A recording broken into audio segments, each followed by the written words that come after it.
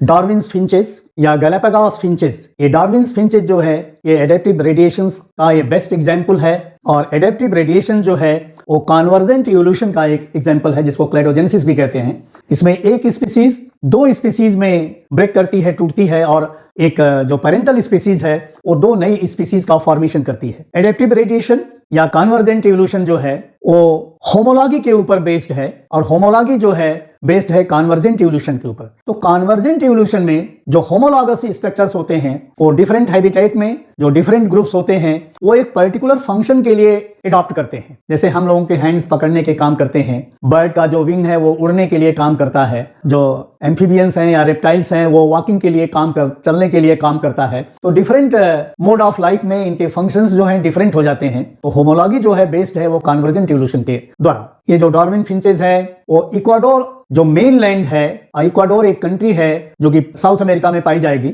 और इक्वाडोर पर फिंचेस की मात्र एक स्पीसीज पाई जाती है। फिंच का मतलब होता है कि एक स्मॉल बर्ड जिसके पास एक स्ट्रांग बीक होता है। Galapagos island oceanic volcanic activity के द्वारा बने थे और ये ग्रुप ऑफ आइलैंड्स थे जिनको आर्किपेलागो कहा जाता है। और एक सिंगल स्पीसीज वहां जाके अपने नंबर को इंक्रीज किया, अपने अंदर फिनोटाइप्स को डेवलप किया, मतलब वेरिएबल्स को डेवलप किया, और ये ऐसे वेरिएबल्स रहे जिनका इनहेरिटेंस होने लगा, जो एक जनरेशन से दूसरी जनरेशन को जाने लगे, और वो सक्सेसफुल थे स्ट्रगल में। तो ऐसे वेरिएबल्स का नेचुरल सिलेक्शन हुआ और नेचुरल सिलेक्शन से स्पीसीज ओरिजिनेट की। सब मिला के 31 स्पेसिमेंस जो हैं डार्विन ने वहां आइलैंड से कलेक्ट किया था, और उनको जब उनकी पहचान करवाया तो उसमें सब मिला के 14 स्पीसीज हुई, और वो 14 स्पीसीज उन सभी आइलैंड्स पर फैली हुई थी। ग्राउंड फिंचेस और वॉबलर फिंचेस ये ओल्डेस्ट फिंच हैं और ये सभी आइलैंड्स पर पाई जाती है। जब एक आइलैंड को इन्होंने इन्वेट किया तो वहां पर इनके नंबर बहुत इंक्रीज किए, और नंबर इंक्रीज करने से इन्होंने सेलेक्टिव प्रेशर को फेस किया। सेलेक्टिव प्रेशर क्या है? सेलेक्टिव प्रेशर इन्वायरमेंट और पॉपुलेशन साइज को मिला के होता है, और जब इसको एनिमल्स फेस करते हैं तो उसके अकॉर्डिंगली वो एक्ट करें। ज्यादा पॉपुलेशन हो जाएगी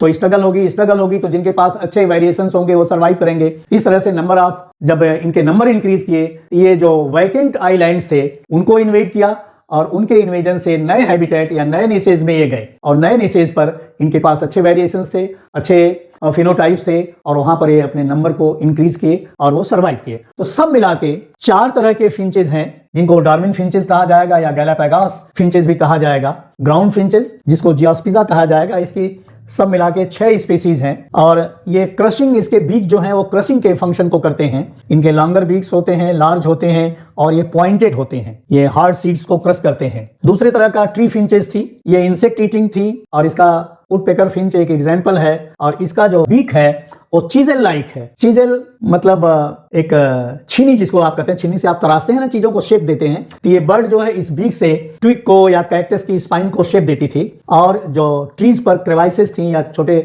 उस पर छेद पाए जाते थे, दरार पाई जाती थी, उनसे वो इंसेक्ट्स को बाहर निकालते थे। जो तीसरे तरह की फिंच थी वेजिटेरियन फिंच थी, इसकी एक स्पीसीज पाई गई। इसकी जो बिल थी या बीक जो थी वो बहुत हैवी थी, और ये रेंज करती थी बर्ड्स को ब्रांचेस से ये बर्ड को तोड़ती थी, तोड़ मरोड़ के अलग करती थी, और उसका यूज करती थी फिर वो अपने फूड गैदरिंग के लिए। जो चौथा तरीका था वो वॉबलर फिंच थी, और ये लीफ से और ब्रांचेस से इंसेक्ट्स को कंटिन्यूअसली ये सर्च करती रहती थी, और इनकी बीक देखिए ये सिलेंडर थी, वॉबलर लाइक बीक थी, और इसके इंसेक्ट्स को पकड़ने में ये हेल्प करती थी। तो सब मिला के मोस्ट ऑफ द आइलैंड्स पर 3 स्पीसीज पाई जाती थी, चाहे वो कोई भी आइलैंड्स हो, और वो तीनों स्पीसीज जो हैं उनकी जो फीडिंग हैबिट थी या टाइप ऑफ जो फूड था वो डिफरेंट था एक दूसरे से। डिफरेंट फूड हैबिट होने के कारण वो इनके बीच में कॉम्पिटिशन नहीं था, तो वो हर जगह पाई गई। शुरुआत में जो कॉलोनाइजेशन हुआ आइलैंड का, मात्र एक फिंच स्पीसीज जो कि इक्वाडोर मेनलैंड पर पाई जाती थी वो इन आइलैंड्स पर आई,